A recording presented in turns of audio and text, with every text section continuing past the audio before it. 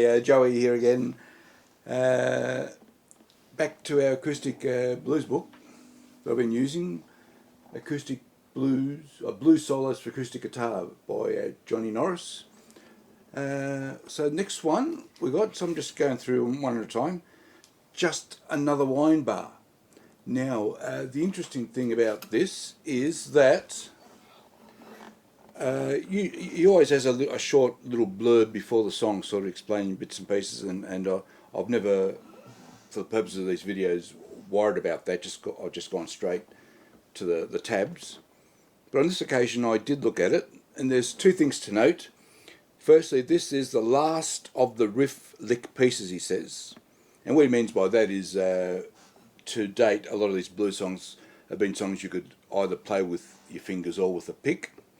But from now on, they're all finger-picking acoustic blues type songs. So this is the last of the riff-based pieces. And then he's got a section here where he shows how to build up the main riff. And I thought, generally I don't spend much time on how you build up your playing ability to play a particular riff. I just sort of go straight to the riff. But it occurred to me, that this might be a useful thing, because you never know who's watching. People have a wide variety of abilities. People have a wide variety of preferences of how to play guitar. And it occurred to me, maybe this will be useful. So I will split this into two parts. So this first part is just doing prep work to learn the main riff for Just Another Wine Bar.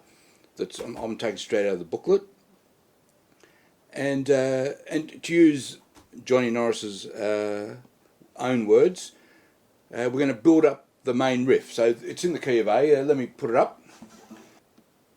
Another thing that occurs to me is that nearly all these songs have triplets, and I just assume everyone can play a triplet, and maybe the vast majority of us can, but there might be some who are relatively new in their guitar journey, have never come across a triplet or learned how to play one. I've just always assumed. Anyway, it's wrong to assume too much.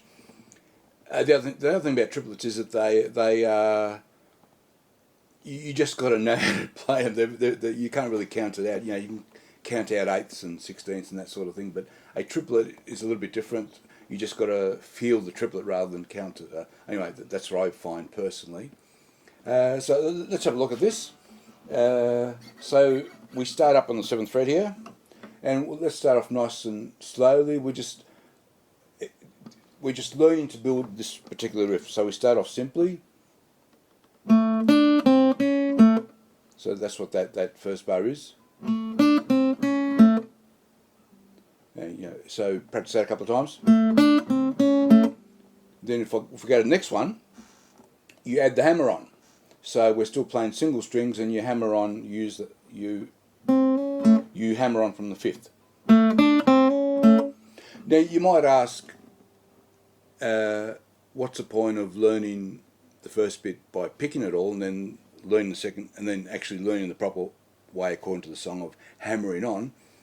And I thought of, and the reason why that's a good question is because I personally always would prefer hammer-ons as a first choice rather than as a second choice. But once again, that's just a matter of preference. But so two thoughts occurred to me.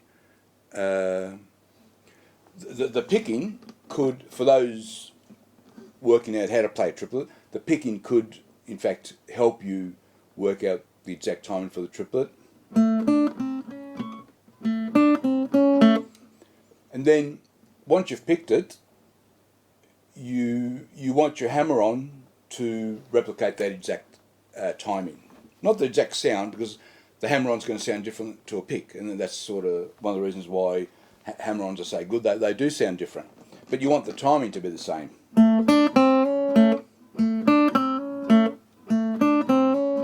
Then we go to the third one. So this is the third part of this riff, part 1, is adding the partial bars. I've used the word partial bars, so really what we're doing now, and you can see there, we're on the 7th fret again. after you play that first note, you're sort of rolling your third finger down, and this is a common technique you'll use in a lot of stuff you play. You know, hit then rolling down, and then you just want to hold all those. So by the end of that bar, you're actually holding 3 notes until you go on to the next bit. That's what's happening.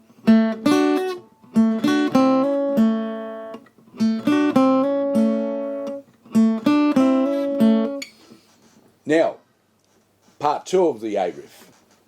Moving on, we go to an open A string, and I've got something here called D over F sharp, which is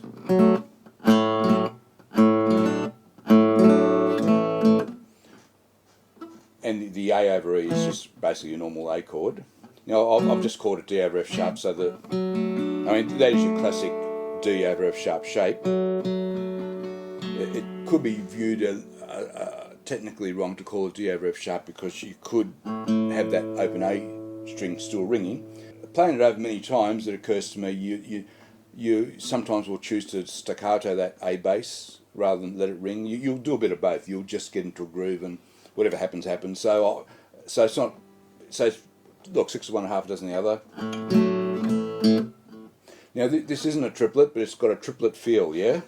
So you got to get that swung eighths beat.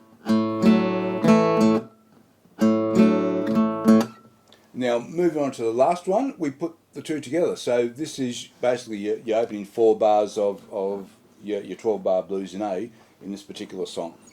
So putting it all together, put that up again, and then I will play this for a few rotations and give you something to practice along with. But let's put it all together first. So we start.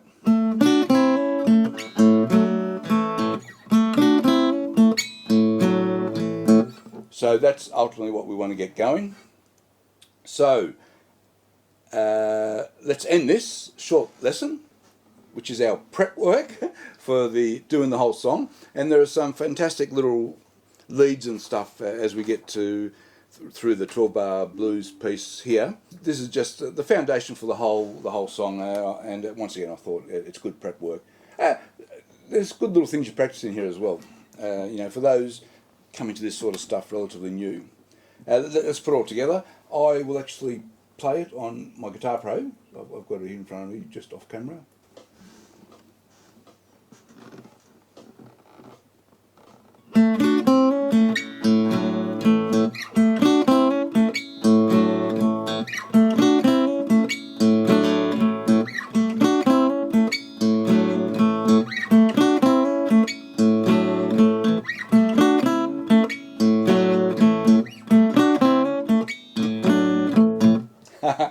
Okay, let's end that there. That's at 80 beats per minute, which is a nice start off as slow as you want to get the pattern going.